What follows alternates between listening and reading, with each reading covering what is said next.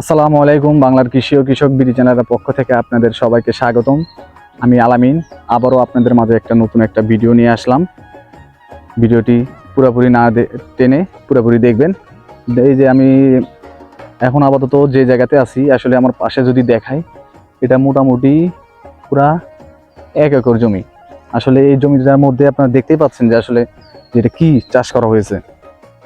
যদি বলি যে আসলে এটা হলো একটা শশা ক্ষেত, আর শশা ক্ষেতের মধ্যে আজকে আমরা জানবো যে আসলে এই যে দেখতে পাচ্ছেন ছোট ছোট কচি কচি শশা মোটামুটি অনেক আসছে, যেটার আসলে কেমন কি লাভ এবং আয় ব্যয়, এই হিসাবে আজকে আমরা একটা বিস্তারিত আলোচনা করব।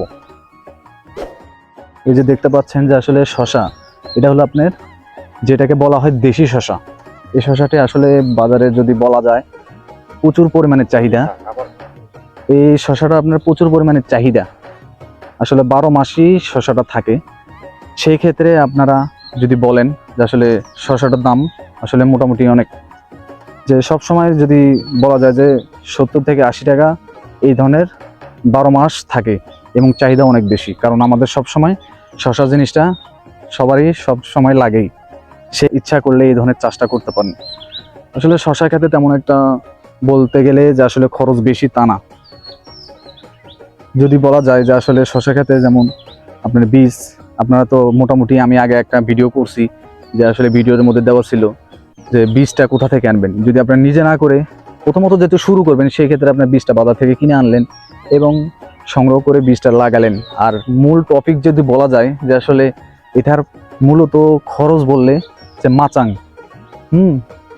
এই যে যদি দেখাই যে আসলে এই যে মাচাং যেটা আছে, এই মাচাঙের মধ্যে আপনার মনে হয় একটু খরচটা বেশি লাগে। আর যদি বলা যায় যে এই যে রশি টানা হয়েছে, এই মাচাং আর রশি এটার মধ্যে একটু বেশি পরিমাণে খরচ হয়, আসলে এই খরচটাই একটু বেশি। আর তাছাড়া ওই ধরনের কিছু খরচ কমই বললে চলে। আর আসলে আপনারা যদি নিজেরা যদি মনে করেন যে আমরা পরিশ্রম করে নিজেরাই যদি ক্ষেতের মধ্যে আপনারা কাজ করেন, সেক্ষেত্রে আরও পরিমাণে একটু খরচ কমে যায়। এবং চাইলে আপনারা মনে করেন বা অন্য কোনো কাকু দিয়ে যদি কাজ করান, সেক্ষেত্রে একটু খরচটা বেশি। সেটা না করে নিজেরা যদি এটার মধ্যে কাজ করেন, আসলে অনেকটা খরচ কমে। যে দেখতে পাচ্ছেন ছোট ছোট কচি শশা, অনেক পরিমাণ চলে আসছে। এই যে অনেক কচি, যে আসলে এখন মূলত সামনে ঈদ, সেই ক্ষেত্রে এটার চাহিদাটা অনেক বেশি, বর্তমানে অনেক লাভ।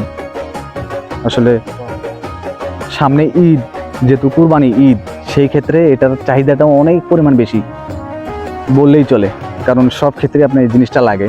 তাহলে নতুন উদ্যোক্তা যারা ভাই আছেন, তাদের উদ্দেশ্যে বলবো যে আসলে আপনারা এই ধরনের চাষটা করতে পারেন।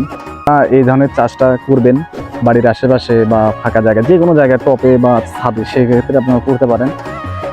তাদের উদ্দেশ্যে এই কথাটা, আজকের এই ভিডিওটা অবশ্যই যদি কারো ভালো লাগে তাহলে অবশ্যই পাশে থাকবেন এবং নতুন নতুন ভিডিও পেতে আমাদের চ্যানেলটিকে সাবস্ক্রাইব করে রাখবেন। নতুন নতুন আরও অনেক ধরনের ভিডিও আছে বাংলার কৃষি বিষয়ে, সবার উদ্দেশ্যে আজকের এই ভিডিওটা করা। সবাই ভালো থাকবেন, সুস্থ থাকবেন। আল্লাহ হাফেজ।